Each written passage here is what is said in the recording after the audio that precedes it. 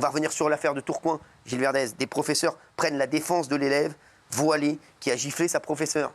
Absolument. Donc, Incroyable. il y a une dissension au sein du corps professoral, au sein des élèves aussi, puisqu'il y a des professeurs qui prennent le parti de cette jeune adulte. Donc, elle a 18 ans, une élève qui a giflé et donné des coups très violents à sa professeure et qui sera jugée pour cela, qui a été placée sous contrôle judiciaire. Mais certains élèves disent, au nom de la liberté d'expression, et disent c'est de la discrimination ce qu'on lui a fait. C'est très grave. C'est très grave. Il y a des règles dans le lycée. Absolument. Et je vais vous dire juste un truc. Moi je l'avais dit. Je suis allé dans un magasin il y a 2 semaines, un magasin de sport, et il y a une jeune femme voilée qui m'a servi, enfin qui me servait pas en plus au début. Et je vais vous dire, tous les vendeurs étaient à l'ouest, et la jeune fille voilée est arrivée et elle a été incroyable. Elle s'est occupée de tout, etc. Et je me suis dit à ce moment-là, franchement, c'est vrai que pourquoi ça dérangerait, dans des magasins, Non, etc. Ça dérange personne. Mais à l'école, le problème, c'est qu'il y a des règles. Et à l'école, le problème, c'est que l'école, c'est laïque, on ne peut pas le faire. Et quand une professeure fait son travail et que derrière, elle se fait rouer de coups et que tu as des autres professeurs qui sont quand même insupportables et qui se mettent contre elle, pour moi, c'est inadmissible. Et je vais vous dire, cette jeune fille-là qui a frappé sa professeure, pour moi, c'est simple. Pour moi, elle doit être interdite de lycée public jusqu'à la fin de sa scolarité. C'est terminé. Dans le public, elle est radiée à vie. Pour moi, c'est terminé. Si elle veut continuer ses études, elle va payer. Elle va aller dans une école privée, ça va la calmer. Vous allez voir. Je vous le dis. Oui, et elle risque gros pénalement, puisqu'elle risque 3 ans de prison, 45 000 euros d'amende. Alors, comme elle n'a pas de casier, elle ne fera peut-être pas de ferme. Mais mieux ce qu'il a dit, lui, que la prison. Elle peut être condamnée lourdement. Voilà. C'est mieux ce qu'il vient de dire que la prison. Moi, je préfère 100 fois qu'elle soit radiée de là. Et maintenant, tu vas dans des écoles qui te conviennent. Celle-là, elle ne te va pas. C'est ça. Non, pas du tout. On n'en veut plus. On n'en veut plus. On n'en veut plus dans l'école publique. Qu'elle aille en prison, moi. On n'est pas là pour faire des débats. Voilà, elle n'ira pas en prison. Donc il faut la radier de toutes les écoles publiques. C'est simple. Voilà, il n'y a même pas de débat. Michel Marie, ils se sont vus mourir. Oui, alors c'est cette nuit à Cavaillon. Là, on a franchi encore un nouveau cap au niveau de la violence. 4h53 du matin. 4 véhicules de police, 3 sérigraphiés, donc où il y a écrit police dessus, et un banalisé, sont enflammés. Il y a une telle quantité de produits que le feu prend sur la façade du commissariat. Les véhicules sont garés devant le commissariat. Les vitres éclatent, les volets qui sont en plastique fondent. À l'intérieur du commissariat, il y a 3 policiers, 5 gardes à vue en cours, 3 policiers, les vitres brisées, donc ont inhalé la fumée. Bien évidemment, les pompiers sont arrivés in extremis. Les policiers ont eu d'abord très peur. Ils n'étaient que 3, avec 5 gardés à vue. Et le bâtiment était en flammes. C'est un truc de fou. Alors, on peut dire pourquoi. C'est ça qui est grave. Ce qui est complètement fou, c'est ça qui est fou. Pourquoi ils ont fait ça? J'ai eu pas mal d'infos par des sources de Cavaillon. La BAC a été créée en septembre dernier. La BAC, c'est la brigade anticriminalité. Il souffre comme, le commissariat souffre comme beaucoup de commissariats d'un manque d'effectifs. En réalité, la BAC est venue mettre un peu d'ordre, et surtout, il y a une cité qui est la cité du docteur M, qui est une cité qui pose un véritable problème à Cavaillon. Et on a vu récemment que les préfets avaient donné des instructions pour ce qu'on appelle les places nettes. Et donc, il y a eu un gros travail de fait sur la lutte anti-narcotrafiquants. Et le directeur régional, le directeur interdépartemental de la police nationale du Vaucluse, Emmanuel Desjardins de Quai-Renrouet, a dit: on leur a fait très mal. En fait, ils ont complètement déstabilisé le trafic de stupes. Il y avait 2 points de deal qui rapportaient énormément d'argent. Et le travail de la police a complètement fait voler en éclats le commerce juteux. Et c'est ça qui est fou.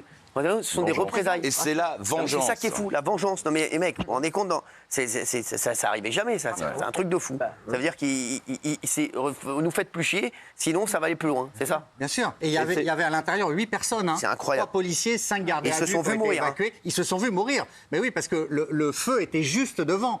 Donc incroyable. Vraiment, voilà, c'est destiné à tuer, il faut le dire. C'est fou, c'est fou, c'est fou, c'est fou, c'est fou. C'est incroyable. Si j'ai encore 3 secondes. Allez-y, bien sûr, vous les avez, Michel. Pour rajouter qu'il y a eu un plan de rénovation urbaine qui a coûté une véritable fortune, je crois 150 millions d'euros à la commune. Il avait été envisagé de faire des travaux importants dans cette cité pour essayer d'arranger un petit peu tout ça. Et ça a été une catastrophe. Le chantier a été attaqué, ils avaient mis un vigile qui a été attaqué. Il y a 4 camions bennes qui ont pris feu. Et quand ils ont voulu reprendre le chantier, les ouvriers ont accepté à condition d'être sous protection policière. Et les policiers donc surveillaient les ouvriers pendant qu'ils faisaient le boulot sur le chantier. Et sur le trottoir d'en face, les mecs étaient en train de dealer de la cam. Incroyable, c'est fou. Gilles Verdez, mon ami Stéphane Plaza, de retour, grand retour à la télé. Alors c'est son grand retour. Alors, le dimanche, les rediffusions de Stéphane Plaza cartonnent. On lui a enlevé 1 heure alors, dimanche. Sachez que même le samedi, ça cartonnait puisque ça faisait mieux que ce qu'ils ont remis la semaine dernière. Absolument. Ça faisait mieux que le talk. Exactement. Les rediffs de Stéphane Plaza font mieux que le talk actuellement qui est inédit. Absolument. Beaucoup mieux, ça fait 2 fois plus. Hein. Et le dimanche, 737 742 000 pour Maison à vendre en rediff. Donc du coup, c'est lié aussi. La chaîne qui ne l'a jamais abandonné, M6, s'est dit Stéphane Plaza fait énormément d'audience, donc il revient en prime. Ouais. C'est la grande info. Ce sera vendredi 25 octobre, donc sur M6, tout changer ou déménager en prime. C'est son grand retour à la télé. Et pour lui, c'est vraiment très important parce que... Bon, il y aura un procès, hein, mais il était très effondré moralement et la confiance de la chaîne lui a permis de reprendre sa respiration et de se relancer. Donc voilà, pour lui, c'est une excellente nouvelle que ça cartonne et qu'il ait de nouveau un prime inédit. Ouais. On attend ça, ce sera le 25 octobre. Oui. Oui, il reste quand même dans la tourmente, puisque son procès, c'est le 9 janvier 2026. Oui, bien, exactement. Donc, toujours mise en examen, oui, contrôle judiciaire, etc. Bien sûr. Exactement. Un député de la France Insoumise accusé de faits graves à caractère sexuel. Oui, c'est pour vous, ça. Oui, bien sûr. Oui. Donc c'est un député de l'Isère. Donc ce député de l'Isère, c'est Hugo Prévost. Oui, c'est un syndicaliste étudiant qui d'ailleurs a été viré par la France Insoumise et ce Après. Oui, depuis. Voilà. Il n'a pas été viré avant. Donc. Non, il n'a pas été viré avant. Mais pas non plus n'importe quoi. Non, Cyril, c'est le comité de surveillance qui a été créé par la France Insoumise et qui est très actif, notamment après leur faiblesse de réaction dans l'affaire Adria Quatennens, qui l'a reçu et qui s'appuie sur des témoignages de plusieurs femmes. Plusieurs femmes ont été auditionnées et elles ont décrit des faits qui s'apparentent possiblement à des faits qui peuvent aller au pénal de harcèlement sexuel, psychologique. Il exerçait une emprise politique sexuelle sur ces femmes, voilà. Et donc, la France Insoumise a décidé de l'exclure. On verra si ça va plus loin, mais il est député de l'Isère. Je crois que c'est celui qui avait battu Olivier Véran, je pense. Voilà. Et il a été exclu de la France Insoumise. Dans un instant, on reviendra sur l'affaire Coé. De gros rebondissements dans l'affaire Coé. Aujourd'hui, c'est un truc de fou, ça tombe là encore ces dernières minutes et on aura toutes les infos. Ça bouge incroyablement. On va vous en parler dans un instant. Une femme de 86 ans accuse le veilleur de nuit de sa résidence pour personne âgée de viol. Oui, alors, c'est une femme qui avait 86 ans à l'époque, elle en a 89 aujourd'hui. Donc, les faits se sont déroulés en Seine-et-Marne, à Montreux-Fauillonne. En juin, elle était rentrée donc, dans cette résidence au mois de juin. Et elle s'est plainte d'avoir été violée au mois d'octobre pour des faits qui seraient remontés au mois d'août. Ce qu'elle raconte, c'est le veilleur de nuit est venu à 2 reprises dans son petit appartement. Une première fois vers 21h pour lui ramener un gilet qu'elle a laissé dans les parties communes de la résidence. Et là, il aurait eu une espèce de pulsion, il l'aurait poussé sous la douche, il l'aurait obligé à prendre une douche et lui aurait imposé des caresses et un viol digital.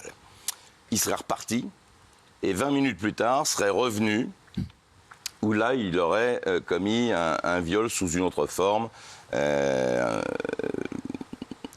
avant de repartir. Et cette femme âgée, va mettre plusieurs mois avant de s'en plaindre d'abord à des infirmiers puis à ses enfants. Et très vite, la police va interpeller le veilleur de nuit, un certain Majid, qui à l'époque a 26 ans, dont tout le monde dit que du bien et qui est qui a bonne réputation, est totalement inconnu des services de police. Et lorsqu'il est placé en garde à vue, il va donner une première version en disant que c'était une relation tout à fait consentie, et même qu'elle avait été réclamée par la victime, qui le suppliait d'agir de la sorte, sinon elle se suiciderait. Et dans une deuxième audition, il revient à des propos plus cohérents, mais en fait, il ne reconnaît pas le viol. Il dit simplement qu'il a eu envie de cette femme et qu'elle était d'accord. Le procès il a 29 ans, il en a 86. Hein. C'est ça. Ouais. Enfin, il a 29 ans aujourd'hui. Bien sûr, il en avait 26. À l'époque, il en avait 26, pardon. 26, oui. 26, donc ils avaient 60 ans d'écart. Ouais. Ils avaient à peu près 60 ans d'écart. Et donc, le procès se déroule actuellement à Melun, devant la cour d'assises de Melun. Et le verdict tombe le 16 octobre. Avant de parler des rebondissements dans l'affaire Coé, je voudrais qu'on parle juste de cette affaire à Montpellier. Il meurt brûlé vif en tentant de sauver un épicier. C'est une affaire vraiment qui m'a... Ça, c'est incroyable. Alors, c'est le gérant d'une supérette de Montpellier qui a 70 ans et qui est décédé dans un incendie. Quand les pompiers sont arrivés, ils ont trouvé dans la façade de la supérette une voiture encastrée et à côté de cette voiture, un homme de 30 ans qui était mort. Et maintenant, la thèse qui prévaut, c'est qu'il y a eu 2 hommes qui sont venus la nuit avec un bidon d'essence, qui ont mis le feu volontairement, incendie criminel, à cette supérette. Et cet homme qui était en voiture de 30 ans aurait jeté sa voiture sur la supérette, voyant un homme en train de brûler pour tenter de le sauver. En percutant la supérette, il a eu l'espoir de pouvoir arriver jusqu'à lui et de le sauver. Mais il est mort. Voilà. Il n'y avait aucun lien de parenté entre eux. Ils ne se connaissaient pas. Et voilà, les policiers aujourd'hui estiment que c'était un incendie criminel, bidon d'essence retrouvé, et que cet homme de 30 ans est mort en essayant de sauver le gérant de 70 ans. Incroyable. Allez, rebondissement dans l'affaire Coé. Et le rebondissement est incroyable, Gilles Verdez et Michel Marie. Qui veut démarrer là-dessus Michel, écoutez, allez, oui, on va rappeler déjà l'affaire et on va dire ce qui se passe actuellement, parce que là, il y a eu un très très gros rebondissement. Depuis le 24 mai dernier, l'ex-animateur Sébastien Coé a été mis en examen pour viol et agression sexuelle. Je précise qu'il a toujours nié les faits. Je précise aussi qu'il est présumé innocent. Bien sûr. Exactement. Et il a toujours dit, et ça bien avant qu'il soit mis en examen, il a toujours dit qu'il était victime à la fois de harcèlement, de cyberharcèlement et également de tentatives d'extorsion de fonds. Exactement. Il a déposé une plainte en ce sens au mois d'octobre ou de novembre 2023, puisqu'il est mis en examen en mai suivant. Alors, donc, on va vous expliquer l'affaire dans un instant avec Gilles. C'est incroyable et ça a eu vraiment aujourd'hui... Ça a rebondi incroyablement. Oui, Michel, on va finir. Donc, oui, non, mais allez-y, vous avez le temps. Vous avez tout à fait le temps. À partir après cette garde à vue à la brigade des mineurs, où il a nié catégoriquement les faits, il avait été placé sous contrôle judiciaire assez strict, avec interdiction de travailler à la radio, d'exercer son métier.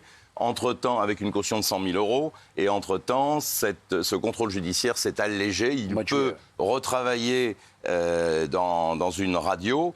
Et en réalité, ce qu'on me dit, moi, dans une source proche de l'enquête, ce qu'on me dit, c'est qu'on a mis un peu la charrue avant les bœufs dans cette histoire. C'est-à-dire qu'à partir du moment où il commence par se plaindre d'extorsion de fonds, de tentatives d'extorsion de fonds, peut-être qu'on aurait pu purger cette partie du dossier avant de s'occuper éventuellement des affaires d'agression sexuelle et de viol. En fait, on a fait le contraire. Et là, la bonne nouvelle, c'est que finalement, la police, mais ce n'est pas forcément de sa faute, c'est plutôt au juge d'instruction, a demandé à la police judiciaire de mettre en garde à vue une femme qui est soupçonnée de faire partie de ce groupe qui tente d'extorquer des fonds à Sébastien Coé. Vous avez toutes les infos. Ce que reprochaient beaucoup les avocats de Sébastien Coé depuis le départ. Oui, mais les infos qui viennent de tomber, voilà, il y a une jeune fille qui est... Exactement. On la connaît, la jeune fille ? Moi, je ne la connais pas, Cyril. D'accord. Moi, je ne la connais pas. Donc, ce serait quoi l'histoire il aurait, parce que depuis le début, lui, il dénonce une organisation. Oui. Selon l'animateur, cette femme aurait diffusé une fausse conversation entre elle et lui, accusant ce dernier de viol dans l'espoir de lui soutirer de l'argent. Oui. Ce qui est pas tout à fait rien quand même. Oui. Alors, ces avocats ont affirmé, ceci vient confirmer les tentatives d'extorsion de fonds dont est victime Sébastien Coé. Nous espérons que le parquet prendra au sérieux les calomnies dont il est victime depuis 1 an et pour lesquelles il a déposé plainte dès novembre 2023. L'instrumentalisation des violences sexuelles par des gens cyniques et sans scrupules impose de l'autorité judiciaire une poursuite sans faille. La vérité sur ce dossier commence à apparaître et que la justice s'en saisisse enfin. Voilà. Et donc aujourd'hui, donc il y aurait donc une personne qui est mise en examen pour tentative d'extorsion de fonds et cyberharcèlement. Et ce serait soit une des femmes qui fait partie des accusateurs, non, pas du tout. soit un salarié d'énergie. On ne sait pas. Alors ça, les deux pistes sont explorées. Et à l'époque, on vous avait dit, souvenez-vous, dans cette émission, qu'il y a un avocat qui avait été contacté par une personne pour lui demander combien on pourrait soutirer d'argent de cette affaire. C'est ce qu'on vous avait dit à l'époque. Il y a plusieurs plaintes de Sébastien Coé pour tentative d'extorsion de fonds. Donc ça, c'est une des plaintes. Là, il s'agit d'une femme et qui ne fait pas partie des plaignantes. Ouais. C'est pour ça qu'elle ne nous est pas connue. Exactement. C'est pas la plaignante qu'on a reçue. Non, rien à voir, pas du tout. Rien à voir, voilà. Rien à voir. Non, mais c'est pas du tout elle. Non. Et pas du tout. Mais c'est une première victoire judiciaire. C'est une première victoire judiciaire. Quand même pour lui une première victoire. Mais oui, parce que lui, depuis le début, dit mais entendez-moi, entendez-nous, entendez les gens dont je vous donne les noms sur l'affaire d'extorsion de fonds et vous comprendrez. C'est un gros rebondissement aujourd'hui. Un gros rebondissement, bien sûr. Oui, c'est favorable à Sébastien Coé. Merci. Dernière chose, oui, très vite. Oui, sauf que on a fait les choses à l'envers et qu'en attendant, il a été sali. Et il est plus sur énergie. Voilà. Et aujourd'hui, il est chez lui. Donc c'est vrai que ça, c'est un énorme préjudice. Les gens au chômage. Il y a des gens et il y a toute sa boîte qui est au chômage. 200 salariés. Merci d'avoir été avec nous, Stallone, tout de suite.